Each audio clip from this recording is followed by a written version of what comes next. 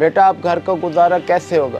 तेरी तो नौकरी खत्म हो गई और आज मेरी कैंसर की दवाई लेकर आनी थी। अब्बा मालिक ने काम से निकाल दिया तो मैं क्या करता। आपको पता है ना रोज कितना ख्वार कराता है और तनख्वाह भी बहुत कम। हाँ बेटा मुझे पता है, लेकिन घर भी तो चलाना है ना। और तुझे पता है मेरी कैंसर की दवाई कितनी महंगी आती है। अब्बा नौकरी मिलने में तो थोड़ा वक्त लगेगा और मुझे नहीं पता था कि आपकी दवाई आज ही खत्म होनी है। लेकिन आप बेफिक्र रहें, मैं कहीं ना कहीं से आपकी दवाई का बंदोबस्त करता हूँ। पर बेटा कैसे, कहाँ से लाएगा तू? हमारी तो कोई मदद करने वाला भी नहीं है। अब्बा आप परेशान ना हो, अल्लाह है ना कहीं से वसीला बना देगा।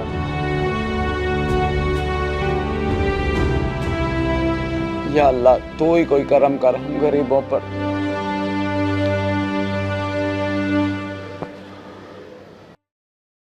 भाई मेरी बात सुने, मैं बहुत ज़्यादा परेशान हूँ। मेरे वालिद कैंसर के मरीज़ हैं और उनकी दवाई ख़त्म हो गई है, वो लेनी है, कुछ पैसे दे दें। ओए चल कोई नए अंदाज से भीख मांग, ये तरीका पुराना हो गया है। मैं सच में मदद मांग रहा हूँ, आप गलत समझ रहे हैं, मैं भिखारी नहीं हूँ। ओए जा बे जा, मेरा दिमाग खराब ना कर।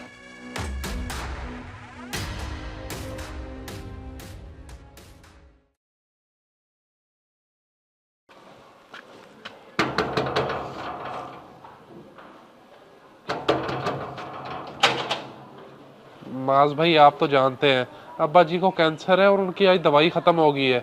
मेरे पास पैसे नहीं है, कुछ मदद ही कर दें। यार अफसोस है, वैसे अब तो अपनी लाइफ में सीरियस हो जा और कोई ढंग का काम कर ले। कब तक इस तरह मांग के गुजारा करेगा? कैसी बातें कर रहे हैं आप? मालिक ने काम से निकाल दिया है, इसीलिए आपके पास आया हूँ। पहले तो कभी नहीं आपसे मांगे। इंसान को अपने अच्छे बुरे वक्त की तैयारी करके रखनी चाहिए।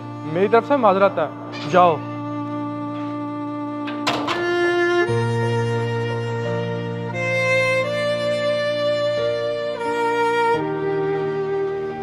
साहब जी मैं आपकी गाड़ी साफ कर दूं, आप कुछ पैसे दे देना मुझे।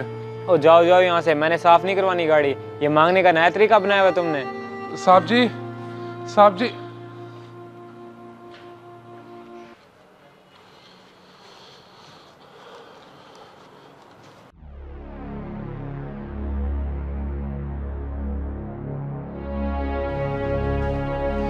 ओए जाओ यहाँ से, मैंने तुम्हें मना नहीं किया था। क्यों साफ कर रहे हो गाड़ी? साहब जी असल में मुझे पैसों की जरूरत है, इसलिए साफ कर रहा हूँ। अच्छा चलो,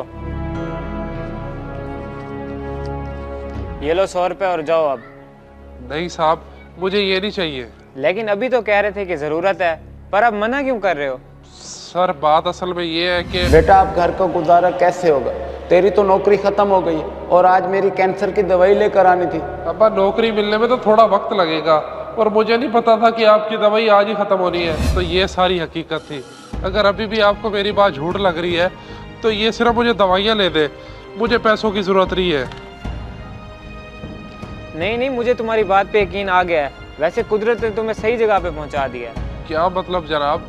मतलब ये है कि इत्तेफाक से मेरा भाई डॉक्टर है। मैं अभी तुम्हें उसका नंबर देता हूँ, तुम जाकर उससे मिल लो। दवाई के साथ साथ वो तुम्हारे वालिद साहब का चेकअप भी कर देगा। क्या वाकई? मुझे तो यकीन नहीं आ रहा कि अल्लाह ने मेरी इतनी मदद कर दी। वैसे एहसान रहेगा आपका मुझ पे। एहसान अल्लाह का है, वरना हम बंदों की क्या औकात। ये लो मेरे भाई की क्लिनिक का कार्ड, तुम वहाँ चले जाओ, मैं उसे कॉल कर देता हूँ। बहुत शुक्रिया जनाब, अल्लाह हमेशा खुश रखे आपको।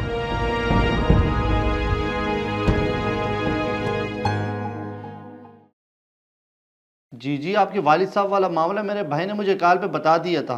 खैर आप उन्हें कल क्लिनिक पे ले आए, मैं चेक भी कर लूँगा।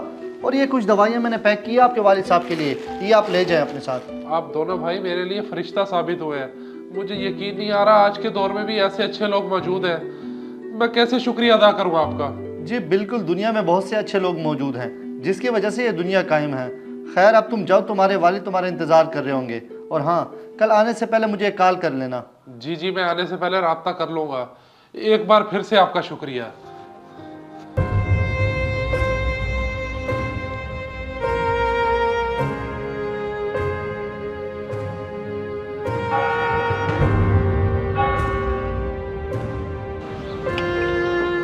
अब्बा ये देखे मैं दवाई ले आया हूँ आपकी, और कल आपको डॉक्टर के पास भी लेकर जाना है चेक करवाने के लिए। बेटा दवाई ये तू कहाँ से ले आया है? और डॉक्टर को चेक करवाने वाला क्या मामला है? हमारे पास तो पैसे नहीं है।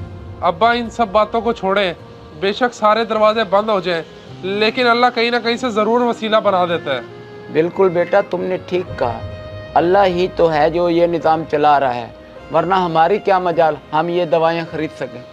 बेशक अब्बा, बस अब्बा अल्लाह आपको लंबी ज़िंदगी दे।